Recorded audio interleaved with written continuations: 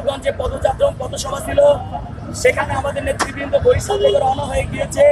পথিমধ্যে হাসিনার দোসরেরা তারা আমাদের এই বহরের উপরে হামলা করেছিল। হামলার পরে এই নেতৃবৃন্দ তারা দমে না গিয়ে বরং যেখানে পথসভা হওয়ার কথা ছিল সেই স্থানে গিয়ে তারা পথসভা বাস্তবায়ন করেছে। তারা যখন ফিরে আসছিল, আবারও হাসিনার গুন্ডা বাহিনী, ওই মুজিববাদের আদর্শের দালালেরা তারা আবারও সেখানে হামলা করে, তারা আমাদের নেতাকর্মীদের উপর অতিরিক্ত হামলা করে, গুলি বর্ষণ করে, কয়েকটি আমাদের যে গাড়ি ছিল সেগুলোকে গুলি করে যাত্রা করে দিয়েছিল এবং আমাদের অনেক ভাই আহত হয়েছে।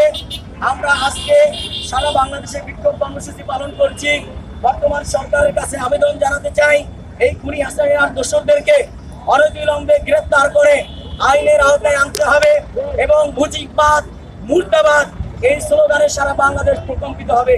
যদি অতি দ্রুত সময়ের মধ্যে ইন্টারিম সরকার প্রফেসর ডক্টর ইউনূসের সরকার এই মুজিববাদী দালালদের বিরুদ্ধে আইনের ব্যবস্থা না করেন, আইনানুগ ব্যবস্থা না করেন, পদক্ষেপ না গ্রহণ করে, আমরা সারা বাংলাদেশ থেকে আবারও লং মার্চ করে গোপালগঞ্জে গিয়ে আমরা নিজেদের মতো করে এই স্বৈরাচার দোষকদের বিরুদ্ধে পদক্ষেপ গ্রহণ করব। অতএব সাংবাদিক ভাইদের সারা বাংলাদেশে চাই যে জুলাই গণঅভ্যুত্থানের মাধ্যমে স্বৈরাচার হাসিনার পতন হয়েছে, তার পক্ষে আর কেউ রাস্তায় নামবে না। যদি নামতো তাহলে এই যে সময় অতিবাহিত হয়েছে এই সময় নামতো। যাদের পিছনে তিনি কোটি কোটি টাকা ইনভেস্ট করে এই রাস্তাতে নামানোর চেষ্টা করছে, আমরা তাদেরকে সতর্ক করতে চাই, আপনারা যদি আবার ওই মুজিবতন্ত্র নিয়ে রাস্তায় নামার চেষ্টা করেন, জাতীয় নাগরিক পার্টি স্পষ্টভাবে ঘোষণা দিচ্ছে এই গণঅভ্যুত্থানের শক্তিকে সাথে নিয়ে আমরা তাদেরকে মোকাবেলা করব। আমরা রাজনৈতিকভাবে মোকাবেলা করব এবং আমরা সাংগঠনিকভাবে মোকাবেলা করব। আগামী বাংলাদেশ মুজিববাদ মুক্ত বাংলাদেশ হবে। আগামী বাংলাদেশ এই মুজিবের আদর্শ, স্বৈরাচারের আদর্শ, সেই আদর্শ থেকে একটি গণতান্ত্রিক বাংলাদেশ হবে।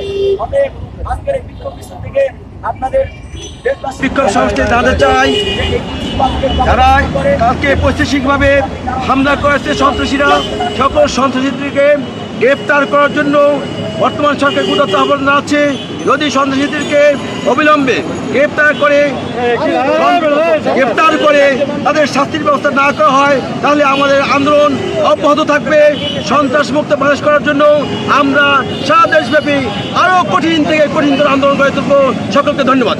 ইতিমধ্যে জেনেছেন যে গোপালগঞ্জে আমাদের জুলাই পদযাত্রা এবং পথসভায় সংগঠন ছাত্রলীগ হামলা করেছে। হামলার তীব্র নিন্দা এবং প্রতিবাদ জানাই এবং 24 ঘন্টার মধ্যে এদেরকে যদি গ্রেপ্তার করা না হয় তাহলে সারা বাংলাদেশে আমাদের প্রতিবাদ এবং বিক্ষোভ সমাবেশ চলবে। ধন্যবাদ।